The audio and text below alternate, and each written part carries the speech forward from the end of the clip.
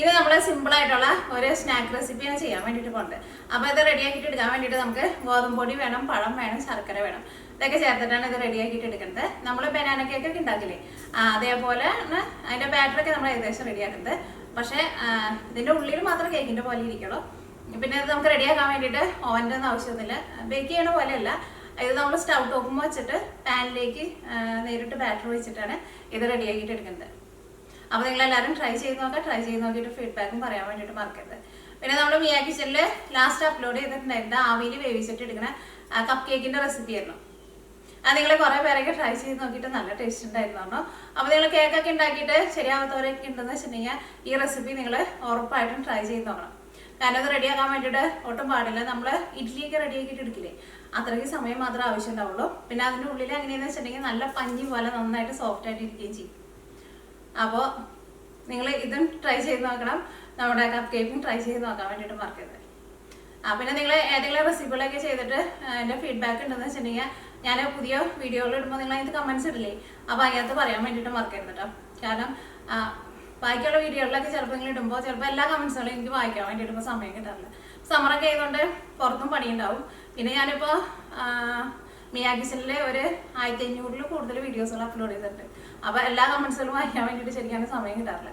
അപ്പോൾ പുതിയ വീഡിയോസുകളൊക്കെ ഇടുമ്പോൾ ഞാൻ ഇപ്പോൾ ഇങ്ങനെ കമൻസുകൾ നോക്കിക്കൊണ്ടിരിക്കും. അപ്പോൾ നിങ്ങളുടെ കമൻസുകളൊക്കെ കേൾക്കാനും വായിക്കാനൊക്കെ എനിക്ക് നല്ല ഇഷ്ടം. അപ്പോൾ ഇന്നൊക്കെ സമയങ്ങൾ തന്നെ നമ്മുടെ സ്നാക്ക് റെസിപ്പി നമുക്ക് റെഡിയാക്കിയിട്ട് എടുക്കാം. അപ്പോൾ ഇനി ഇത് റെഡിയാക്കാൻ വേണ്ടിയിട്ട് ഫസ്റ്റ് നമുക്ക് ശർക്കര കുറച്ച് വെള്ളം ഒഴിച്ചിട്ടൊന്ന് അലിയിച്ചിട്ട് എടുക്കണം. അപ്പോൾ ഞാനിവിടെ 160 ഗ്രാം ശർക്കരയാണ് എടുത്തേക്കുന്നത്. നിങ്ങൾക്ക് 150 ഗ്രാം തുടങ്ങിയിട്ട് 175 ഗ്രാം വരെ എടുക്കുക. അധികം മധുരം വേണമെന്ന് വെച്ചിട്ടുണ്ടെങ്കിൽ 150 ഗ്രാം എടുക്കുക. 160 ഗ്രാം എടുത്തിട്ടുണ്ടെങ്കിൽ അങ്ങനെ ഭയങ്കര മധുരം ഉണ്ടാവില്ല കേട്ടോ. നല്ല മധുരം വേണമെന്ന് വെച്ചിട്ടുണ്ടെങ്കിൽ 175 ഗ്രാം എടുക്കുക. അപ്പോൾ ശർക്കര അതാ ഞാനിവിടെ ഒന്ന് പൊടിച്ചിട്ട് എടുത്തിട്ടുണ്ട്. ഇനി ഇതിലേക്ക് നമുക്ക് 2 ടേബിൾ സ്പൂൺ വെള്ളം ചേർക്കാം. അതേപോലെ ഒന്ന് പൊടിച്ചിട്ട് എടുക്കണം. അപ്പോഴായിരിക്കുമല്ലോ നമ്മുടെ ശർക്കര പെട്ടെന്ന് വെള്ളത്തിലാണ്ട് അലിയുക. ഒരുപാട് വെള്ളം ചേർക്കേണ്ട, 2 ടേബിൾ സ്പൂൺ വെള്ളം ചേർക്കാം. ഇനി തീ ഓണാക്കാം. ഇനി ഇത് നന്നായിട്ടൊന്ന് ചൂടായി കഴിഞ്ഞ് കഴിയുമ്പോൾ പിന്നെ ചെറിയ തീയിൽ ഇട്ടിട്ട് വേണം കേട്ടോ അത് അലിയിച്ചിട്ട് എടുക്കാൻ വേണ്ടിയിട്ട്. അല്ലെങ്കിൽ ഈ ശർക്കര അലിയാൻ വേണ്ടിയിട്ടൊന്ന് സമയം എടുക്കും. ഇതിനകത്ത് വെള്ളമൊക്കെ വറ്റി പോകും. പിന്നെ ഇതിനകത്ത് പുകയൊക്കെ കയറിയിട്ട് ഒരു പൊട്ട ടേസ്റ്റൊക്കെ വരും. ഒന്ന് ചൂടായി കഴിയുമ്പോൾ നമുക്ക് ചെറിയ തീയിലിടാം. എന്നിട്ട് ഒരു സ്പൂൺ വെച്ചിട്ട് നമുക്ക് തന്നെ ഉടച്ചു കൊടുക്കാം. അപ്പോൾ പെട്ടെന്ന് അങ്ങോട്ട് വെള്ളം പോലെ ആയിക്കിട്ടും നമുക്ക്. അല്ലെങ്കിൽ ഈ ശർക്കര നമ്മൾ തീ അങ്ങനെ കൂട്ടി വെച്ചിട്ടുണ്ടെങ്കിൽ ഇതിനകത്ത് പുക കയറിയിട്ടുണ്ടെന്ന് വെച്ചിട്ടുണ്ടെങ്കിൽ ഈ ശർക്കര പനിക്ക് വരുന്നാലും ഒരു കയ്പ്പ് ടേസ്റ്റ് വരും. അപ്പോൾ നമ്മുടെ ശർക്കര വെള്ളത്തിൽ നന്നായിട്ട് അലിഞ്ഞിട്ടുണ്ട്. ഇനി നമുക്ക് തീ ഓഫ് ചെയ്യാം. ഇനി അതൊന്ന് ചൂടാറാൻ വേണ്ടിയിട്ട് വെയിറ്റ് ചെയ്യാം. അപ്പോൾ നമ്മുടെ ശർക്കര പാനി നന്നായിട്ട് ചൂടാറിയിട്ടുണ്ട്. എന്നിട്ട് ഇത് കല്ലുണ്ടെന്ന് വെച്ചിട്ടുണ്ടെങ്കിൽ നിങ്ങൾ അരിച്ചിട്ട് എടുക്കണം കേട്ടോ. ഇത് നമുക്കൊരു മിക്സിയുടെ ജാറിലേക്ക് ഒഴിക്കാം. ഇത് നല്ല കറുത്ത ശർക്കരയായിരുന്നു, നമ്മുടെ നാട്ടിൽ നിന്ന് പറഞ്ഞ ശർക്കര കേട്ടോ. ഇതിലേക്ക് 1/2 കപ്പ് പാല് ചേർക്കണം. അപ്പം ഞാനിവിടെ ഈ പാത്രത്തിൽ ഒഴിച്ചിട്ട് നമുക്ക് പാല് ചേർക്കാം. കാരണം ഇതിനകത്ത് കുറച്ച് ശർക്കരയൊക്കെ സൈഡിലേക്ക് പിടിച്ചിരിക്കുന്നുണ്ട്. അപ്പം 1/2 കപ്പ് പാല് ഞാനിവിടെ 250 ml മെഷറിംഗ് കപ്പിൽ 1/2 കപ്പ് പാലിന് എടുത്തേക്കുന്നത്.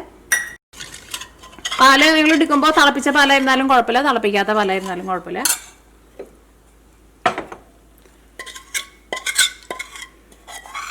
ഇനി ആ പാലും കൂടിയിട്ട് നമ്മുടെ ഈ ശർക്കരയിലേക്ക് ചേർക്കാം.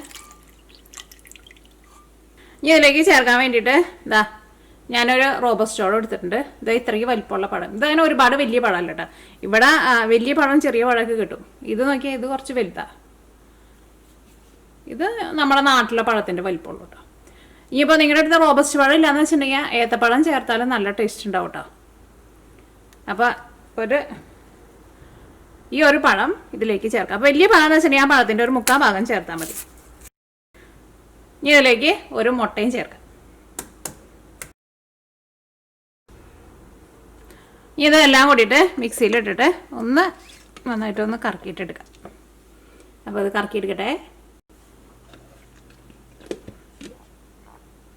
നോക്കിക്കേ, മിക്സിയിലിട്ടിട്ട് നന്നായിട്ട് അടിച്ചെടുത്തിട്ടുണ്ട്. ഇനി നമുക്ക് വേറൊരു ബൗളെടുക്കാം. ഇതിലേക്ക് നമ്മൾ മിക്സിയിലിട്ടിട്ട് അടിച്ച് വെച്ചിട്ടില്ലേ ആ മിക്സിങ് ചേർക്കാം. ഇതിലേക്ക് നമ്മൾ അടുത്തത് ചേർക്കുന്നത് ഞാനിവിടെ 1 കപ്പ് 250 ml മെഷറിംഗ് കപ്പിൽ 1 കപ്പ് ഗോതമ്പ് പൊടി എടുത്തിട്ടുണ്ട്. ഇത് നിങ്ങൾക്ക് മൈദപ്പൊടിയിലും ചെയ്യാം, അല്ലെങ്കിൽ മൈദപ്പൊടിയും ഗോതമ്പ് പൊടിയും കൂടി മിക്സ് ചെയ്തിട്ടും ചെയ്യാം, അല്ലെങ്കിൽ ഗോതമ്പ് പൊടിയിൽ തന്നെ ചെയ്യാം. അപ്പോൾ 1 കപ്പ് ഗോതമ്പ് പൊടി. അപ്പോൾ നിങ്ങളിപ്പോൾ മെഷറിംഗ് കപ്പിലല്ല എടുക്കണേന്ന് വെച്ചിട്ടുണ്ടെങ്കിൽ സാധാരണ ചായ കുടിക്കുന്ന ഗ്ലാസ്സിലാന്ന് വെച്ചിട്ടുണ്ടെങ്കിൽ പൊടി ഒറ്റയടിക്ക് ഫുള്ളായിട്ട് ചേർക്കണ്ട. സാധാരണ ചായ കുടിക്കുന്ന ഗ്ലാസ്സിൽ എടുത്താലും മതി. പക്ഷേ പൊടി ചേർക്കുമ്പോൾ ഫുള്ളായിട്ട് ചേർക്കണ്ട. കാരണം ചിലപ്പോൾ മിക്സിങ് ശരിയല്ലാന്ന് വെച്ചിട്ടുണ്ടെങ്കിൽ ചിലപ്പോൾ നമ്മുടെ മിക്സിങ് ലാസ്റ്റ് ആകുമ്പോൾ ചിലപ്പോൾ ഭയങ്കര ടൈറ്റായിട്ടിരിക്കും, ചിലപ്പോൾ ഭയങ്കര ലൂസായിട്ടിരിക്കുമല്ലോ.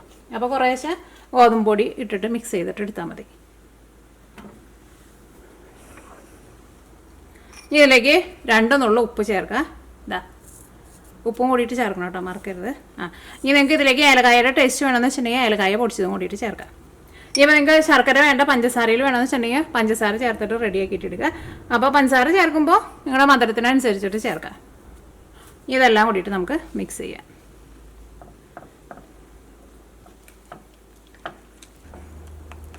ഇതെല്ലാം ഇതിനകത്ത് നന്നായിട്ട് മിക്സ് ആയിട്ടുണ്ട്.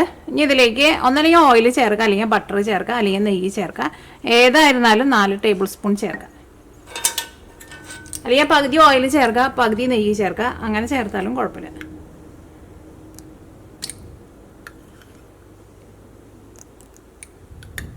ഈ ഓയിൽ ഇതിനകത്ത് നന്നായിട്ട് മിക്സ് ആവണം കേട്ടോ. കാരണം ഒന്ന് നന്നായിട്ട് ഇളക്കിയാൽ മാത്രമേ ഇതിനകത്ത് നന്നായിട്ട് മിക്സ് ആവുള്ളൂ. അല്ലെങ്കിൽ നമ്മൾ ഫസ്റ്റ് നമ്മൾ ഇളക്കുമ്പോൾ നോക്കിക്കേ ഓയിൽ ഇതിൻ്റെ മുകളിൽ ഇങ്ങനെ പൊന്തി നിൽക്കുക. നന്നായിട്ട് ഇളക്കിയിട്ട് ഇതിൻ്റെ കൂടെ അങ്ങോട്ട് നന്നായിട്ട് മിക്സ് ആവണം. ഒട്ടും ഇങ്ങനെ മുകളിൽ പൊന്തി നിൽക്കരുത്, അത് സെപ്പറേറ്റ് ആയിട്ട് നിൽക്കരുത്, ഇതിൻ്റെ കൂടെ നന്നായിട്ട് ചേർന്ന് വരണം. അപ്പോൾ ഓയിൽ ഇതിനകത്ത് നന്നായിട്ട് മിക്സ് ആയിട്ടുണ്ട്. ഇതെല്ലാം ഇതിനകത്ത് നന്നായിട്ട് മിക്സ് ആയിട്ടുണ്ട്. ഇതിലേക്ക് ഞാൻ 1/2 ടീസ്പൂൺ ബേക്കിംഗ് പൗഡറാണ് ചേർക്കുന്നത്, ബേക്കിംഗ് സോഡയല്ല ചേർക്കുന്നത്. ഇതേപോലെ ഇങ്ങനെ ടീസ്പൂണിൽ വടിച്ചിട്ട് എടുക്കണം.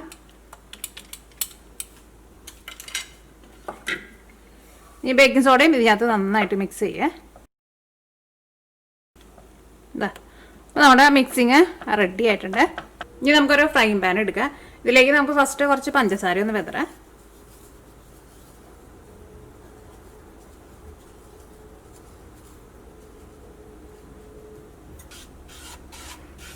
ഈ പാൻ്റെ എല്ലായിടത്തും പഞ്ചസാര ആവണം, അത്രയ്ക്ക് പഞ്ചസാര ആവശ്യമുള്ളൂ. ഈ പഞ്ചസാര അങ്ങനെ കിടന്നിട്ട് ചൂടായിട്ട് പഞ്ചസാര ഒരു ക്യാരമലാവും. അപ്പോൾ നമ്മളത് കഴിക്കുമ്പോൾ നല്ലൊരു ടേസ്റ്റ് ആയിരിക്കും. ഇത് പൊടിയായിട്ടുള്ള പഞ്ചസാര കേട്ടോ, ഞങ്ങൾക്ക് ഇതേപോലത്തെ പഞ്ചസാരയാണ് കിട്ടുന്നത്. ഇപ്പോൾ നിങ്ങൾക്ക് വലിയ തരിയുള്ള പഞ്ചസാരയാണെന്ന് വെച്ചിട്ടുണ്ടെങ്കിൽ കുഴപ്പമില്ല, അങ്ങനെ തന്നെ ഇട്ടാൽ മതി. ഒരുപാട് ഇട്ടുണ്ട്, ജസ്റ്റ് നമ്മുടെ ഈ പാൻ്റെ അടിഭാഗം ഒന്ന് കവർ ചെയ്യാൻ വേണ്ടിയിട്ട് പാകത്തിന് മാത്രം. ഇനി ഇതിലേക്ക് ഞാനിവിടെ റോബസ്റ്റോൾ എടുത്തിട്ടുണ്ട്. ഈ പഴം നോക്കിക്കേ, ഭയങ്കര കനം കുറച്ചിട്ട് കട്ട് ചെയ്യണ്ട, ഇത്രയ്ക്കുള്ള പീസായിട്ട് കട്ട് ചെയ്തിട്ട് ഈ പാൻ്റെ ഉള്ളിൽ ഫുള്ളായിട്ട് വയ്ക്കാം. അപ്പോൾ നിങ്ങൾക്ക് ഇത് റോബസ്റ്റോളും തന്നെ വെച്ചിട്ട് ചെയ്യേണ്ട ആവശ്യമില്ല. ഏത്തപ്പഴം ഉണ്ടെന്ന് വെച്ചിട്ടുണ്ടെങ്കിൽ ഏത്തപ്പഴം വെച്ചിട്ട് ചെയ്യുക. ഏത് ടൈപ്പ് പഴമായിരുന്നാലും കുഴപ്പമില്ല. ഞങ്ങൾക്ക് ഇവിടെ എപ്പോഴും ഇങ്ങനെ കിട്ടണത് ഈ റോബസ്റ്റോളാണ്. നല്ല മധുരമുള്ള ഏത്തപ്പഴമൊക്കെയാണെന്ന് വെച്ചിട്ടുണ്ടെങ്കിൽ ഇതിനും നല്ല ടേസ്റ്റ് ഉണ്ടാവും. അത്രയ്ക്കുള്ള പീസായിട്ടാണ് കേട്ടോ കട്ട് ചെയ്യുന്നത്, ഭയങ്കര ചെറുതായിട്ട് ഭയങ്കര കനം കുറച്ചിട്ട് കട്ട് ചെയ്യണ്ട.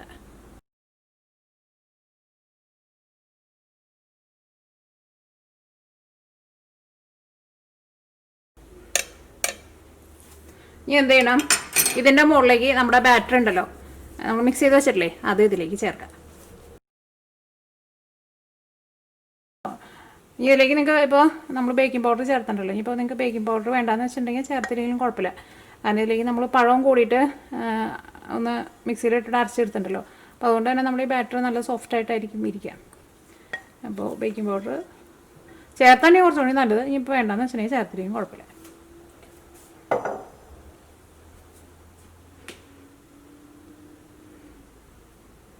ഇത് എല്ലാ സൈഡിലും ഇതേപോലെ ഇങ്ങനെ ഒരേപോലെ വരുന്ന രീതിയിൽ ഒന്ന് പരത്തി കൊടുക്കുക. എല്ലായിടത്തും ഒന്ന് സ്പ്രെഡ് ചെയ്യും.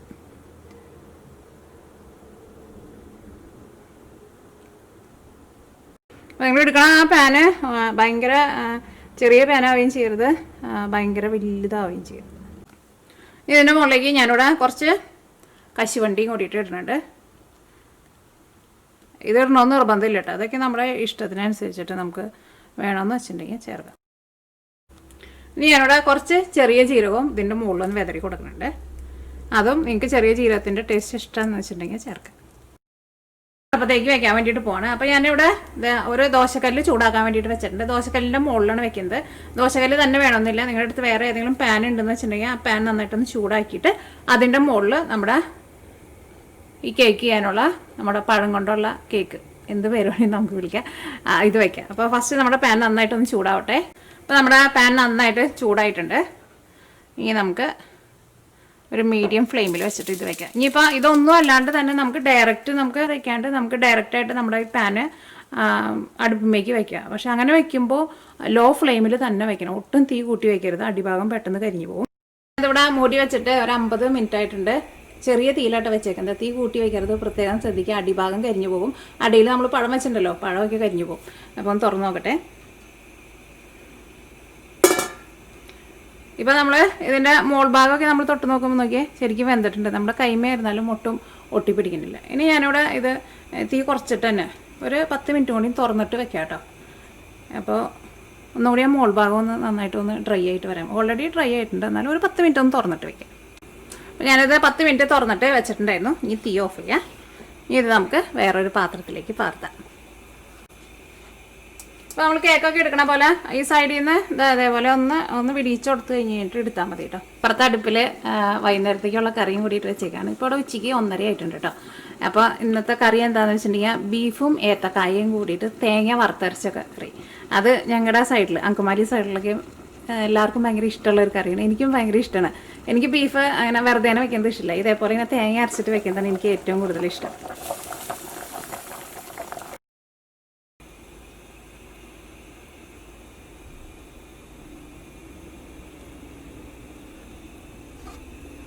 നോക്കിക്കേ, നല്ല ഭംഗിയിൽ അടിഭാഗമായിരുന്നാലും ഒട്ടും കരിഞ്ഞ് പോകാണ്ട് നന്നായിട്ട് മൊരിഞ്ഞ് കിട്ടിയിട്ടുണ്ട്. നമ്മൾ ആ പഞ്ചസാര ഇട്ടതുകൊണ്ടാണ്, ആ പഞ്ചസാര കാരമലൈസ് ആയിട്ട് അതിൻ്റെ ഒരു കളറാട്ടത്.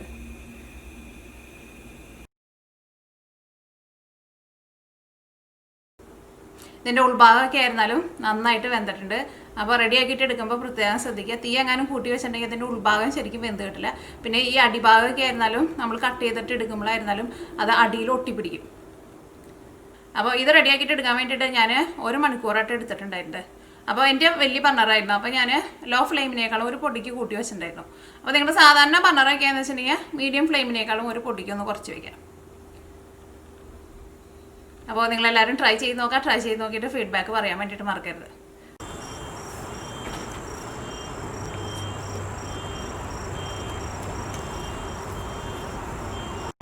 ഇത് പാവയ്ക്ക് അച്ചാറിടാൻ വേണ്ടിയിട്ട് നല്ല കനം കുറച്ചിട്ട് കട്ട് ചെയ്തിട്ട് വെയിലത്തിട്ടിട്ട് ഒന്ന് ചെറുതായിട്ടൊന്ന് വാട്ടിയിട്ട് ഞാൻ വറുക്കാമെന്ന് വെച്ചിട്ടാണ്. അപ്പോൾ വറുക്കാൻ വേണ്ടിയിട്ട് എളുപ്പമായിരിക്കുമല്ലോ. ഇവിടെ ഉച്ച നേരം ആയതുകൊണ്ട് നല്ല വെയിലാണ്. ഇവിടെ നല്ല കനം കുറച്ചിട്ട് ഞാൻ സ്ലൈസറും വെച്ചിട്ട് കട്ട് ചെയ്തത്, അതുകൊണ്ട് തന്നെ നല്ല കനം കുറച്ചിട്ടാണ് കട്ട് ചെയ്തേക്കുന്നത്.